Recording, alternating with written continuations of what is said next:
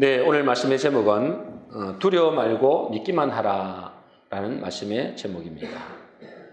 오늘 추석 명절을 잘 보내시고 건강한 모습으로 예배에 참석하신 여러분들을 진심으로 환영합니다. 여러분은 인생에서 두려움을 느낄 때가 없었나요? 저는 참 많았던 것 같습니다. 그 중에서도 특별히 두려워했던 기억이 있는데 어린 시절 때 아마 고등학교 졸업할 때쯤이겠죠.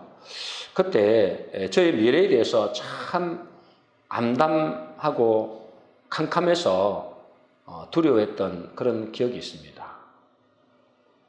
나는 앞으로 어떻게 살까? 나의 미래는 어떻게 될까? 내 자신을 봐도, 우리 부모님을 봐도, 내 환경을 봐도 정말 캄캄한 겁니다. 그래서 참 두려워했던 그 기억이 아직까지도 있어요. 오늘 본문에서 회당장 야이로라는 사람이 나오는데 이 사람이 인생의 엄청난 두려움을 직면한 사건이 오늘 말씀입니다. 자기 딸이 죽어가는 문제에 직면한 거예요. 이 회당장 야이로는 자기 딸이 죽어갈 때 주님 앞에 나와서 이렇게 말합니다. 마가복음 5장 22절, 23절입니다. 우리 같이 읽어보겠습니다. 시작. 예수를 보고 발 아래 엎드려 간곡히 구하여 이르되 내 어린 딸이 죽게 되었사오니 오셔서 그 위에 손을 얹으사 그로 구원을 받아 살게 하소서 하거늘. 여러분, 이 얼마나 급했으면은 그 당시 회당장인 이 사람이 이 목수잖아요. 예수님은 그 목수인 예수님의 발 앞에 엎드려서 간절히 구했다는 거예요. 그 당시에는 이제 이 회당장 아주 높은 지위에 있는 거잖아요. 그런데 그때 당시에는 예수님을 자꾸만 배척하던 그런 시대단 말이죠. 그런데 얼마나 급했으면 그 회당장이 예수님의 발 앞에 엎드려서 간절히 구하는 것입니다. 그 말씀을 듣고 주님은 그를 따라 그의 집으로 같이 가죠. 가는 도중에 갑자기 이 앞에 우리가 읽지는 않았습니다만은 혈루증 여인을 만나게 됩니다. 그래서 이 혈루증 여인을 만나서 그 일행들이 지체하게 된 거예요. 한시가 급한데 분초를 다투는 일인데 주님은 오히려 느긋하신 거예요. 그때 회당장의 집에서 사람들이 와서 이렇게 말하는 것입니다. 우리 35절 말씀을 보겠습니다. 같이 읽겠습니다. 시작. 회당장의 집에서 사람들이 와서 회당장에게 이르되 당신의 딸이 죽었나이다. 어찌하여 선생을 더 괴롭게 하나이까? 이제 뭐죠? 예수님이 함께 가고 있는데 이제 이 누구죠? 이 혈루증 여인, 그 여인의 사건 때문에 지체하게 되니까 이제 집에서 사람이 와가지고 그 회당장의 딸이 죽었다는 전가를 받게 되죠. 여러분, 이 소식을 들은 야이로의 마음이 어떨까요? 그 아빠의 마음이. 아마 모르긴 해도 주저앉았지 않았을까. 그리고 그 두려움과 절망이 아마 그 심령 속에 몰려들었을 것이다. 이런 생각이 듭니다. 그렇겠죠? 이제 끝났구나. 아마 하늘이 무너지는 그런 심정이었을 겁니다. 그런 완전 절망적인 상황에서 주님은 야이로에게 이렇게 말씀하십니다. 36절입니다. 우리 같이 읽겠습니다. 시작. 예수께서 그 하는 말을 곁에서 들으시고 회당장에게 이르시되 두려워하지 말고 믿기만 하라 하시고. 이 주님은 그런 이제 이 절망적인 상황이잖아요. 이 끝난 거잖아요. 자기 딸이 죽었다는데 더 이상 어떻게 소망이 있습니까? 그런데 뭐죠? 주님은 그 회당장에게 이르되 두려워하지 말고 믿기만 하라. 여기서 보면 주님은 의심하지 말고 낙심하지 말고 두려워하지 말라 이렇게 말하는 게 아니에요. 여러분, 의심과 낙심은 어느 정도 회복할 가능성이 있는 거잖아요. 그런데 이 상황은 어떻죠? 전혀 가능성이 없는 겁니다. 완전 절망적인 상황이죠. 사람이 죽어버렸으니까. 그 딸이 죽어버렸잖아요. 무슨 이제 가능성이 있겠어요? 그러니 이 야이로의 심정이 두려움에 휩싸여 있는 겁니다. 그렇겠죠? 그런데 여러분, 이 두려움에는 두 가지 두려움이 있습니다. 두려움이 한 가지만 있는 게 아니고 원어로 보면 두 가지 두려움이 있는 거예요. 하나는 뭐냐면 헬라어 데일로스라 그럽니다. 데일로스라는 두려움인데 이 두려움은 세상이 주는 두려움이에요. 이것은 환경의 두려움, 또 현실의 두려움, 또 사람에 대한 두려움. 이것이 뭐죠? 데일로스의 두려움이다. 세상이 주는 두려움이라는 거예요. 이 두려움은 대부분의 사람들이 가지고 있는 두려움입니다. 근데 그 두려움의 밑바닥에는 뭐가 있을까요? 하나님이 없는 것에서 오는 두려움이라는 거예요. 불신앙에서 오는 두려움이라는 거예요. 이런 두려움이 무서운 것은 뭐 때문에 두려우느냐? 대부분 사람이 이렇게 두렵잖아요. 환경 때문에 두렵고, 현실의 문제 때문에 두렵고, 사람 때문에 두렵고, 두렵잖아요. 그 두려움이 무서운 것은 이 두려움은 우리의 심령을 마비시킨다는 거예요. 여러분, 두려움이 오면은 우리의 심령을 마비시킨다고 얘기했잖아요. 그래서 이 두려움을 갖게 되면은 마귀의 종이 되어서 인생을 파괴시킵니다. 그래서 이런 두려움을 가질 때 주님은 뭐라고 하시느냐? 책망하시는 거예요. 책망. 제자들이 이런 두려움을 가질 때 책망했어요. 또 하나의 두려움이 있는데 하나님이 기뻐하시는 두려움이 있어요.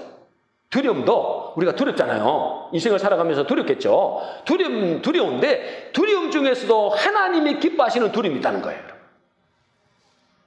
이 하나님이 기뻐하시는 두려움을 헬라어로 포베오라고 그럽니다. 그것은 어떤 두려움이냐?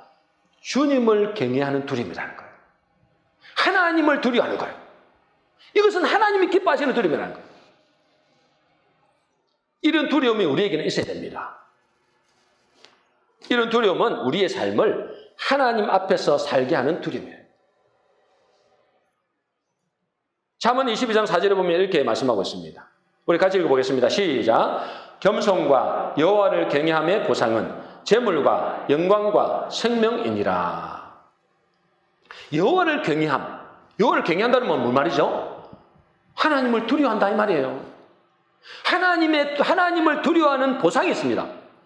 여러분, 세상의 두려움은 우리 인생을 파괴시켜요. 여러분의 인생을 있잖아요. 여러분의 심령을 마비시켜서 마귀의 종이 될 수밖에 없어요. 그런데 하나님이 기뻐하시는 이 하나님을 경외하는 두려움, 이 두려움에는 보상이 따르는데 그 보상이 뭐라고요? 재물과 영광과 생명이다 이 말이에요. 여러분에게 하나님을 경외하는, 하나님을 두려워하는 그런 마음 가지시기를 주 여러분 축복합니다. 여러분, 두 가지 두려움이 있다니까. 근데 대부분의 사람들은 뭘 두려워할까요? 세상이 가져다주는 두려움, 환경이 가져다주는 두려움, 현실이 가져다주는 두려움, 이 두려움을 갖고 있는 거예요. 그 두려움은 여러분들을 망하게 합니다. 여러분들 있잖아요. 마귀의 종이 되게 한다니까. 그런데 하나님이 기뻐하시는 두려움이 있는데, 하나님이 기뻐하시는 두려움은 뭐라고요? 여호와를 경외하는 거예요. 여호와를 경외. 하나님을 경외하는 것. 여러분, 하나님을 두려워하시길 바랍니다. 그것은 보상이 있어요, 여러분. 하나님을 두려워할 때. 근데 사람들이 뭐죠? 대부분의 사람들이 하나님을 두려워 안 해요. 그렇잖아요. 여러분 보시다시피 하나님을 두려워 안 합니다. 현실을 보면 되게 두려워하는데. 여러분, 죽이고 살리려 하는 건 누가 한다고요? 하나님이 하신 줄로 믿습니다. 여러분을 죽이고, 여러분을 살리고, 여러분을 높이고, 낮추고, 여러분 지옥 보내는 이 모든 것이 누가 한다고요? 하나님이 하시는데 하나님을 두려워 안 해요. 근데 하나님을 진짜로 두려워하는 사람은 보상이 따릅니다. 재물과 영광과 뭐예요? 읽어보세요. 재물과 영광과 또 뭐요? 생명, 여러분. 여러분, 그래서 여러분 하나님을 경외하시길 바랍니다. 그리고 여러분 하나님을 경외하기 때문에 추석에 더 놀러 안 가고 지금 예배드리러 오신 거잖아요. 그래서 여러분 참 복된 사람이라고요. 믿으시기 바랍니다. 여러분 진짜 복된 사람이에요. 우리 교회 오늘 얼마나 나올까 이 생각했거든요. 근데 여러분 참 멀리 가 계신 부산에서도 이렇게 오셔가지고 예배 드리려고. 오늘 본문에서 야이로는 자기에게 닥친 딸의 죽음이라는 문제로 큰 절망과 두려움에 빠졌어요. 그렇죠? 이것보다 그 더 둘이 뭐 있습니까? 차라리 자기가 죽는 게 나은데 딸이 죽었대. 12살 먹은 딸이. 그런데 주님은 뭘 한다고요? 두려워하지 말고. 뭐 하라고요? 믿기만 하라. 따라하겠습니다. 두려워하지 말고 믿기만 하라. 주님이 이렇게 말씀합니다. 그러니 뭐죠? 그런데 많은 사람들이 뭐라고 하느냐? 그 상황 속에서 뭐라고 하느냐? 어떻게 하느냐? 그 상황 속에서 38절입니다. 우리 같이 읽어보겠습니다. 시작. 회당장이 집에 함께 가사 떠드는 것과 사람들이 울며 심히 통곡함을 보시고, 이 사람들이 반응해요. 지금 이 딸이 죽었으니까. 그 회당장이 얼마나 아는 사람이 많겠습니까? 그죠? 친인척 다 모였을 거 아니에요. 그러니까 뭐죠? 죽었다는 소식을 들으니까 떠들고 울며 통곡하는 거예요. 근데 여기서 떠든다는 말은 뭐냐면 헬라어로 소동하다, 혼란스럽다 이 말이에요. 대혼란이 일어난 거예요. 딸이 죽었으니까. 그리고 뭐죠? 사람들이 울고불고 통곡을 하는 것입니다. 왜 그러죠? 끝났다는 거예요. 끝났다는 겁니다. 더 이상 소망이 없다고 생각하는 것입니다. 그때 주님은 이렇게 말씀하십니다. 39절입니다. 같이 읽겠습니다. 시작. 그들에게 이르시되 너희가 어찌하여 떠들며 오느냐? 이 아이가 죽은 것이 아니라 잔다 하시니. 여러분, 분명히 죽어서 안 죽었어요? 죽었습니다. 그죠? 죽었는데 주님은 뭐라 하십니까? 죽은 것이 아니라 잔다. 주님이 잘못 알고 그랬을까요? 그렇지는 않겠죠. 여러분, 분명히 딸은 죽었습니다. 죽었는데 누구의 말이 맞을까요? 죽었다. 주님은 잔다. 누구의 말이 맞죠? 참 여러분도 참 대단해요. 그죠? 분명히 죽었는데 잔다. 하나님, 예수님 산다 하니까 여러분 잔다 그러잖아요. 여러분 현실은 분명히 죽었습니다. 그런데 주님의 말씀이 맞습니다. 그죠? 그러니 우리의 삶 속에서 환경이나 현실이나 사람의 말에 귀를 기울이면 안 된단 말이에요. 하나님의 음성에 귀를 기울이시기 바랍니다. 왜 그래요? 그 말씀이 맞기 때문에 그래요. 사람들이 다 아무리 말해도 그것은 틀릴 수 있어요. 근데 뭐죠? 하나님이 말씀하신 그것이 진짜라니까. 현실은 죽었는데 주님은 안 죽었다고 하면 안 죽은 거예요. 천만인이 다 죽었다고 해요. 그런데 하나님이 안 죽었다 그러면 안 죽은 거예요. 그러나 많은 사람들이 살았다고 이야기해도 하나님이 죽었다고 하면 죽은 것입니다. 여러분, 지금 세상 사람들은 죽어서 살았어요? 자기들은 다 살았다고 이야기해요. 근데 뭐 하나님은 그들의 죄와 허물로 죽었다. 누구 말이 맞을까요? 하나님 말이 맞습니다. 여러분, 수십억 인구가 있습니다. 그들이 다 죽어서 이야기하면 정신 나갔다고 이야기했죠. 근데 하나님은 죽었다고 합니다. 여러분, 그런데 문제는 뭐죠? 교회 안에서도 살았다는 이름은 가졌으나 죽은 자들도 있다는 거예요. 근데 자기가 죽은 줄은 모르는 사람이 이게 현실은 죽었는데 하나님이 안 죽었다고 하면 안 죽은 것입니다. 그런 주님의 말씀을 듣고 그들이 어떻게 반응한다고요? 그럼 그들이 어떻게 반응할까요? 40절에 보니까 어떻게 반응할까요? 비웃더라 그랬습니다. 비웃더라. 아니, 죽은 걸 봤는데 주님 뭐예요? 안 죽었어. 차고 있어. 그러면 사람들이 비웃는 거예요. 여러분, 우리가 예수 그리스도를 제대로 믿으면, 우리가 예수를 제대로 믿으면 사람들이 우리를 뭐 할까요? 비웃는다니까요, 여러분. 말도 안 되는 광신도라고 이야기합니다. 광신도. 이제 죽었는데 무슨 더 소망이 있냐 이 말이죠. 이제 끝났는데 무슨 가능성이 있느냐. 그런데 주님은 분명히 말씀하시죠. 두려워 말고 믿기만 하라. 그리하면 구원을 얻으리라. 이게 누가복음에 나오는 거예요. 똑같은 말씀인데 그리하면 구원을 얻으리라. 뭐 하기만 하면? 하나님의 말씀을 믿기만 하면. 그러니 우리가 믿는 주님은 어떤 절망적인 상황, 완전 끝났다고 생각할 때도 다시 살고 회복시키는 분이신 줄로 믿습니다. 근데 더 중요한 것은 뭐죠? 더 중요한 것이 있는데, 여러분, 우리 인간의 끝, 우리 인간의 절망이 오히려 하나님이 일하시는 시간이라는 사실입니다. 믿습니까? 이게 무슨 말이에요? 우리 인간은 끝났단 말이에요. 끝났단 말이에요. 그죠? 죽으면 끝난 거잖아요. 우리 인간은 완전히 실패해 끝났어요. 우리 인간은 완전히 절망이에요. 그런데 그때 누가 하신다고요? 하나님이 일하시는 시작이라는 거예요. 여러분, 성경에는 그런 이야기들을 수두룩 뺏겼습니다. 수두룩 뺏겼어요. 여러분, 이스라엘 백성들이 출애굽을 시킬 때 하나님은 그 많은 길 중에서 어디로 인도가 갈까요? 광야길, 이 홍해길로 갑니다. 홍해길. 홍해길로 간다니까. 홍해가 갈라지는, 홍해가 있는 그곳으로 몰아간다니까요. 말라고 인간의 끝을 보여줍니다. 또 주님은 있잖아요. 나사로가 병들었다는 소식을 들었잖아요. 여러분, 나사로가 병들었다는 때 그 예수님이 어디쯤에 있었느냐면 한 오리 정도 있는 거리에 있었어요. 2km 정도. 그럼 오면 금방 올 수 있는 거예요. 그런데 뭐요? 지쳤다니까. 며칠 동안에 언제까지 지쳤을까요? 죽은 지 나흘이 돼도 안 왔어요. 오리밖에 안 떨어졌어요. 왜 그렇게 하실까요? 일부러 그렇게 하신다, 일부러.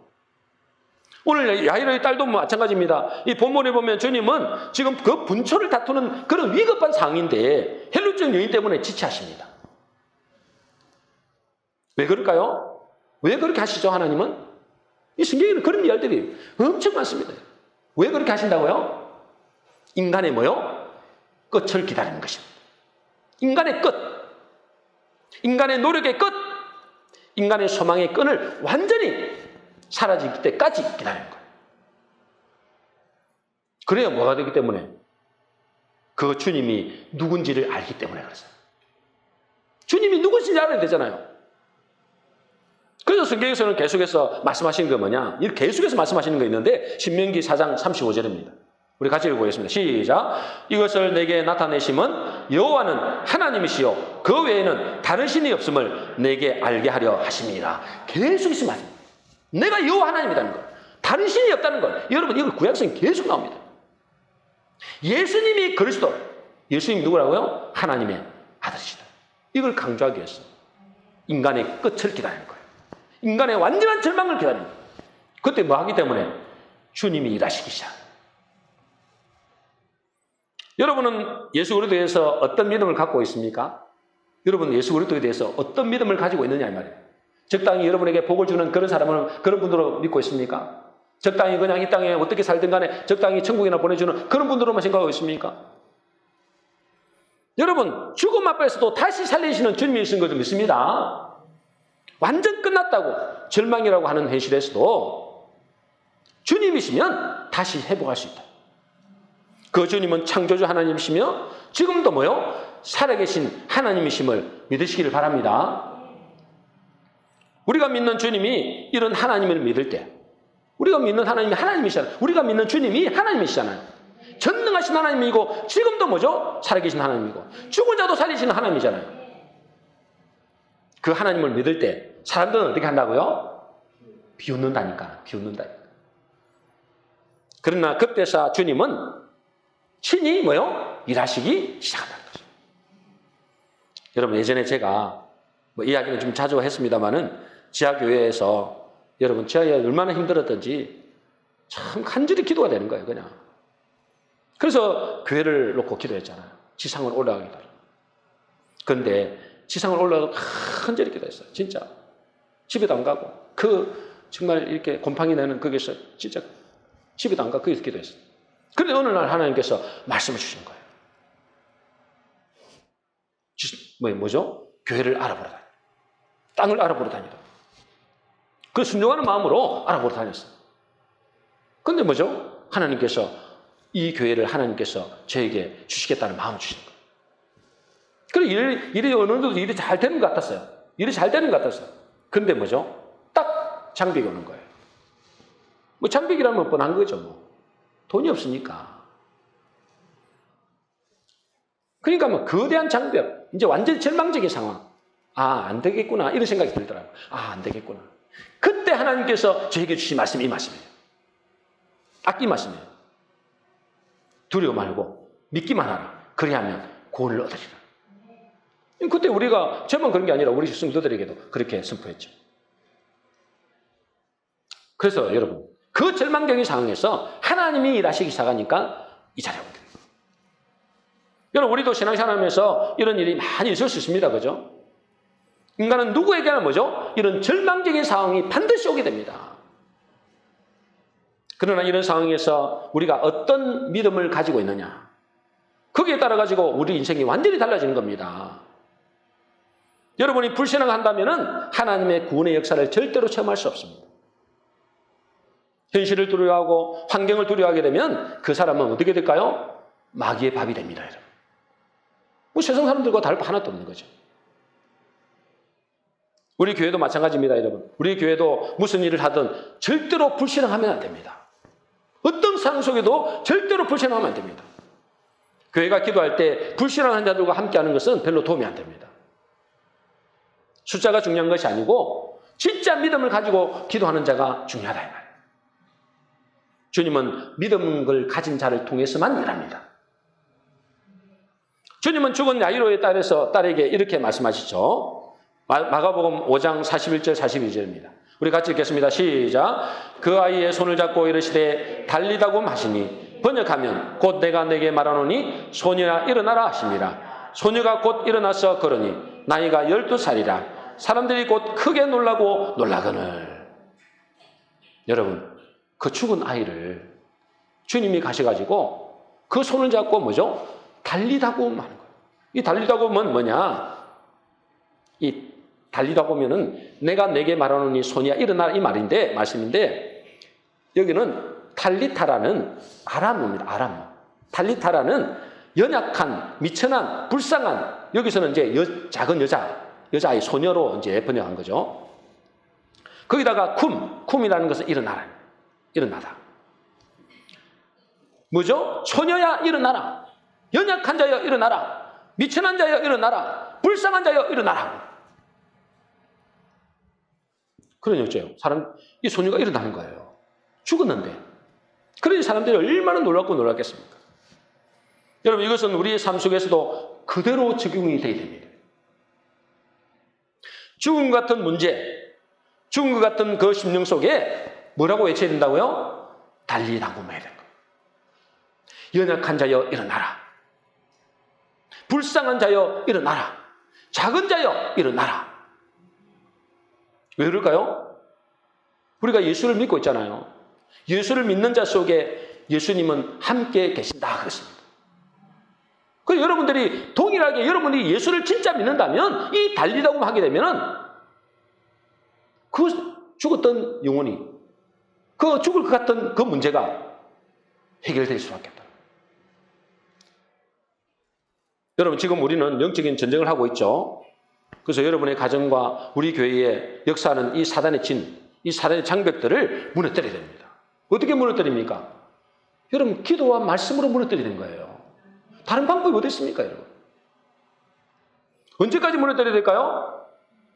그것이 무너질 때까지 해야 됩니다. 그래서 축복의 문이 열리고 구원의 문이 열리고 생명의 문이 열릴 때까지 우리는 기도하고 말씀으로 선포해야 되는 것입니다. 한두 번 선포한다고 안 무너질 수 있다니까. 왜? 우리는 믿음이 약하니까. 그러나 계속해서 말씀을 선포하면 반드시 사단의 장벽은 무너질 줄로 믿습니다.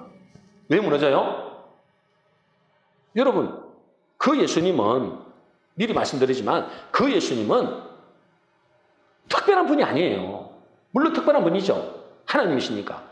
그러나 그가 뭐죠? 그 예수님은 이 땅에 무엇으로 오셨어요? 말씀으로 오셨어요. 말씀으로. 그분의 본질 자체가 말씀이라니까. 그러니 어째요? 그 말씀 속에 생명이 있기 때문에 그 말씀으로 선포하면 죽은 자도 살아나는 겁니다. 믿으시기 바랍니다. 여러분 속에 하나님의 말씀이 있다면 동일하게 역사한다니까요. 이거는 지난번에도 한번 말씀드렸습니다만, 지금은 이제 그분이 그 와이프가 오지 말라 하니까 제가 못 가고 있습니다만, 여러분, 우리가 지난번에 우리 정난이 권사님 그 사위분 있잖아요. 여러분, 그분이 스스로 저를 찾아와서 살려달라고 한 거잖아요. 도와달라고. 20년 동안 환청이 들리고, 20년 동안 이 눌리고, 20년 동안 혼자서 말하기. 근데 그것이 너무 심하니까 이제 자기가 저를 찾아온 거잖아요. 여러분, 얼마나 무섭겠습니까? 그죠? 그런데 처음에는 감추었대요. 어느 정도는 감출 수 있겠죠. 근데 20년 동안 감추다가 화장실에 앉아서도 그냥 헛소리를 하고 있는 거예요. 자기 혼자말. 침대에 앉아 있는데도 혼자말 하고 있으니까 무섭잖아요. 환청은 계속해서 들려요.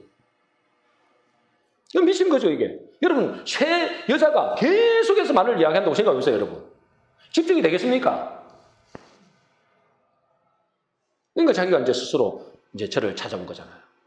아니, 제가 찾아온 게 아니라 제가 근사님 집에 예배하러 들어가니까 저를 기다리고 있어요. 3시간 동안 기다리고 있어요. 뭐 여러분, 저는 그런 사람들 두 사람 해봤잖아요. 다른 길이 없습니다, 여러분. 뭐밖에 없어요? 기도해주고 말씀을 선포하는 것밖에 없습니다, 여러분. 제가 기도하고 안수해서 그 사람을 무너뜨린다. 그거는 그렇게 될 수 있겠죠. 그러나 그것은 오래 못 갑니다. 그런데 여러분, 제가 2달 반 동안 매일 갔습니다. 거의 매일 갔습니다. 거의 매일 가서 뭐 하겠어요? 기도해주고 찬양하고 말씀을 선포한 거예요. 여러분, 그분이 얼마나 좋은지 모릅니다. 그분이 좋아하더라고요. 그분이 뭐예요? 소망이 생겨요, 소망이 생겨요. 그런데 여러분, 20년 동안 그렇게 환청이 들리고 그랬던 것이 뭐죠?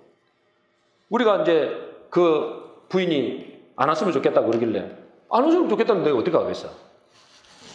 그분 오기를 원하는데 그분 부인이 그렇게 하는데 어떻게 하겠어? 그런데 제가 마지막에 물어봤잖아요. 어떻게 지금은 상태가 좀 어떻습니까? 환청이 절반이 줄었다. 와, 놀라는 일이죠. 저는 한 1년 정도는 가야 될 줄 알았거든요. 근데 2달 반 계속 말씀을 선포했더니 환청이 절반이 살아요. 그리고 그 얼마 뒤에 정난이 의사님 전화 왔는데 환청이 안 들린다는 거예요. 근데 교회를 안 가니까, 이제 말씀이 안 들어가니까 뭐죠? 다른 우울증이 온다는 거예요. 여러분, 이게 무슨 제 실력으로 합니까? 제가 무슨 특별한 능력이 있다 그러죠. 그렇지 않습니다, 여러분. 하나님의 말씀이면 틀림없이 된다고 저는 믿고 있습니다. 왜? 몇 번 해봤거든요. 여러분도 될 줄로 믿습니다. 그럼 여러분 가정에서 계속 말씀을 선포하라고요. 왜 제가 여러분 가정에 예배를 드리라 합니까? 말씀이 선포된다, 말씀이. 여러분, 이 말씀의 능력을 믿기만 하면 누구든지 할 수 있는, 누구든지. 왜요? 그 말씀 속에 생명이 있고 그 말씀이 능력이기 때문에 그래요. 중요한 것은 뭐냐면 이 말씀이 내 심령 속에 계속 들려지고 이 말씀이 내 속에 계속 부원받으면은 여러분의 심령이 먼저 살아납니다. 여러분 심령이 먼저 살아난 거예요. 저는 있잖아요. 2004년 제가 한번 기억을 되살려 보니까 2004년 1월 27일 그날을 잊을 수가 없어요. 그동안 이제 참 살아가면서 참 힘들었거든요. 굉장히 힘들었거든요. 근데 이제 어느 날 이래서는 안 되겠다. 이래서는 진짜 죽겠다 싶어서 이제 2003년 7월 달부터인가요? 그때부터 작정을 했어요. 모든 이제 직장에서 이제 퇴근하고 나면은 제 방에 들어가가지고 계속 말씀을 듣고 기도하고 이것을 7개월 동안 했어요. 7개월 동안. 여러분 7개월 동안 하니까 어느 날 1월 27일이죠. 그때도 동일하게 말씀을 듣는 거예요. 동일하게 말씀을 듣고 동일하게 기도하고 똑같이 했죠. 근데 어느 날 있잖아요. 그 말씀이 제 속에 딱 떨어지는데 제 영혼이 살아나버렸어요.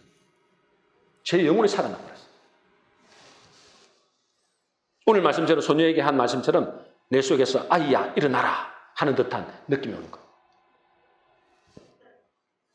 그리고 여러분 제가 그때부터 살아났습니다. 그때 제 심령이 살아났어요. 그래서 저는 그 날을 잃을 수가 없습니다. 어떻게 그렇게 됐을까요? 7개월 동안 매일 세상의 물결을 차단했습니다. 전혀 안 들었어요, 여러분. TV를 그때만 해도 얼마나 TV를 많이 봤는지 모릅니다. TV를 본다니까 드라마 보는 게 아니고요. 뉴스만 죽이작처럼 가면 한 8시나 되면 8시 뉴스 보고 9시나 9시 뉴스 보고 12시나 되면 12시 뉴스 보고 스포츠 뉴스 보고 여러분 그렇게 계속 해야 되니까 여러분 그것을 딱 끊어버렸어요. 차단을 해버렸어요. 세상의 물결을 차단하고 하나님의 말씀이 내 마음에 부어받으니까 제 심령이 살아난 거예요. 여러분 이것은 저에게만 해당되고 여러분 해당되는 게 아닙니다. 여러분의 심령이 회복되고 여러분의 삶이 회복되기 위해서는 여러분 세상의 물결을 차단하고 하나님의 말씀에 집중해 보세요. 틀림없이 살아납니다. 이 말씀은 살아있고 운동력이 있기 때문에 그렇습니다. 여러분, 하나님의 말씀이 여러분의 심령 속에 부원받기를 주의 이름으로 축복합니다. 근데 많은 교인들이 하나님의 말씀의 능력을 잘 못 믿는 사람들이 많아요. 하나님의 말씀에 능력이 있음을 못 믿는 거예요. 그냥 말씀을 그냥 책에 있는 글자로만 생각하는 겁니다. 이 말씀이 얼마나 능력이 있는지를 모르는 겁니다. 이 말씀이 우리를 천국으로 인도하고, 이 말씀이 뭐죠? 만물을 붙들고 있다는 사실을 모르는 거예요. 말씀은 말씀이고 그냥 좋은 교훈, 그냥 좋은 말 듣는 것으로 그치는 사람들이 많습니다. 맨날 듣는 말씀이니까 그냥 흘러 듣는 거, 흘러. 여러분도 혹시 간증 들어보신 분 있겠습니다만은 이 본죽 있잖아요. 본죽. 그죠? 참 본죽을 저도 지난번에 이제 금식하고 나서 본죽집에 가서 본죽을 먹었는데 참 본죽이 죽값이 아니더라고요. 그 비싼데도 사람들이 얼마나 많이 오는지 몰라요.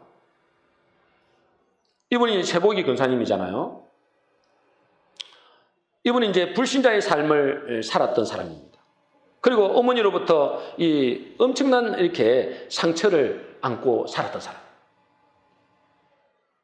그러니까 이루 말할 수 없는 고통과 고난의 삶의 연속이더라고요, 보니까. 그러다가 이제 예수를 믿게 됐는데, 예수를 믿고 무슨 체험까지 했느냐? 성령 체험도 하고, 하나님의 살아계심도 체험하고, 사업도 크게 성공해 보았는데, 결국은 또 무너지더라는 거예요. 나중에는 있잖아요. 이분이 정신병까지 갔어요. 여러분, 예수 안 믿을 때가 아니라니까. 예수를 믿었다가 성령 체험도 하고, 하나님의 기적도 체험하고, 사업도 잘 되고, 그랬는데죠. 한번 무너지게 하니까. 나중에는 정신병까지 갔어요. 왜냐하면 그 속에 쓴뿌리를 그대로 둔 채로 신앙생활하는 거예요. 여러분, 신비한 체험한다고, 여러분, 기적을 체험한다고 여러분이 든든히 세워지는 게 절대 아닙니다. 그러면 이스라엘 백성들이 훨씬 신앙이 좋아야 되겠죠. 그렇지 않잖아요. 여러분, 기적을 체험한다고 신앙이 좋은 게 아니에요. 신비한 체험한다고 신앙이 좋은 거 아닙니다. 어느 순간에 인생의 홍수를 만나고 비바람이 몰아치게 되면 그 신앙은 무너집니다. 우리 영수 권사님도 여기 계시잖아요. 지난번에 제가 말씀드렸죠. 은희 되시는 분이 이 손가락이 굽어졌대요.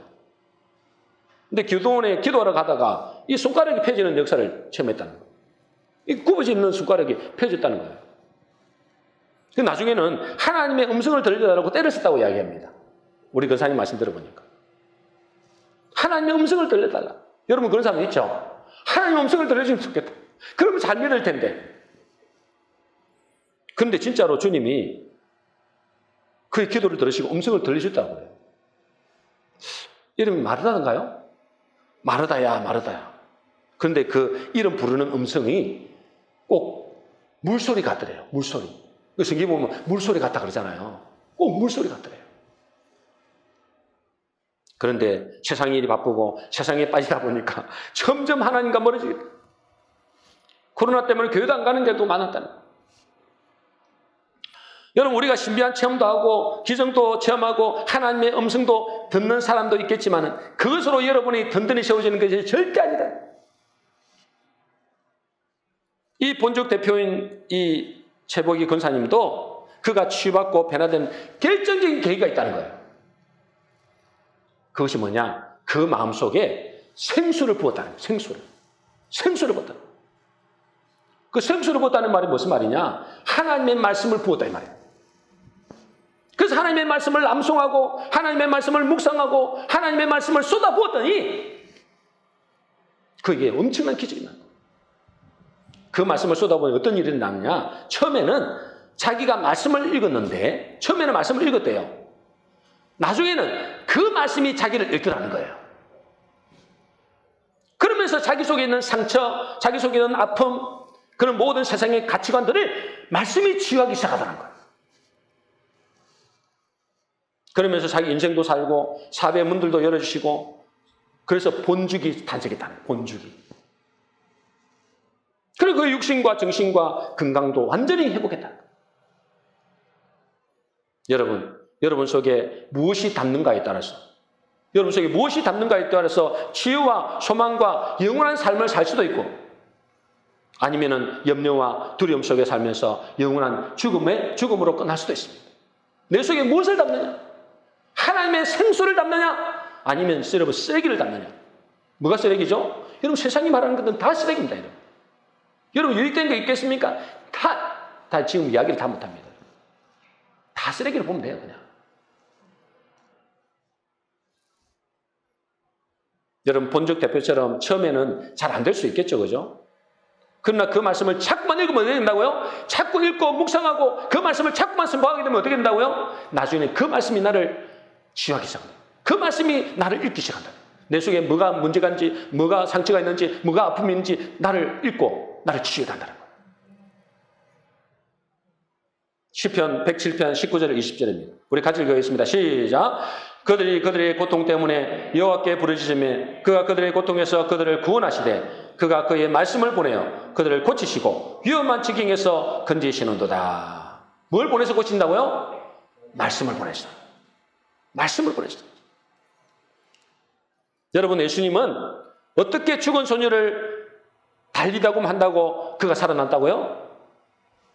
그가 특별한 분이라서 그렇습니까? 물론 맞습니다. 특별한 분이. 그런데 아까도 말씀드렸죠. 더 중요한 것은 그분 자체가 뭐라고요? 말씀입니다. 말씀. 마찬가지로 우리도 말씀이 내게 담기고 그 말씀을 믿고 선포할 때 영혼이 살아나고 우리의 상처와 아픔이 치유되고 우리의 삶이 회복되는 그런 경험이 일어나게 되고 그런 기적을 체험하게 되는 것입니다. 다시 말해서 말씀이 살아있음을, 말씀 속에 생명이 있음을 여러분이 체험하게 된다 그 말이에요.